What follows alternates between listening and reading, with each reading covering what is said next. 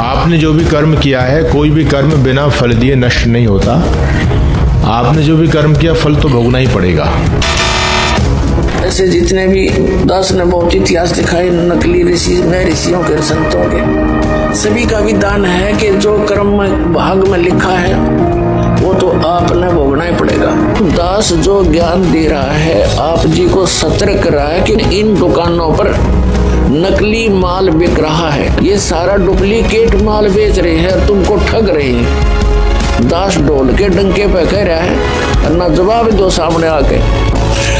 हे सबके उपकार करने वाले मित्र यानी परमेश्वर, आप देव कर्तस्य दान देने वाले के एनस्य माने अपराध के पाप के, एनस्य माने अपराध को चाहे पाप को, इसी के शब्दों में एनस्य माने पाप के दूर करने वाले। ये कहते हैं पाप नाश भगवान नहीं कर सकता। तो अब परम अक्षर ब्रह्म परम अक्षर पुरुष कबीर देव आपके उस प्रारब्ध के कर्म को भी नाश कर सकता है, पाप का नाश कर सकता है।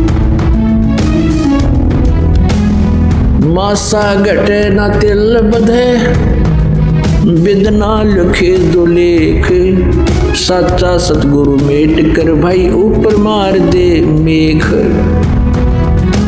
अब सच्चा सतगुरु यानी देखो यहाँ नकली सतगुरुओं की कमी नहीं है, उनके पास ये जड़ी नहीं, वो पावर नहीं, और परमेश्वर भी स्वयं आते हैं, वो ऋषि संत के रूप में यहाँ प्रकट होते हैं,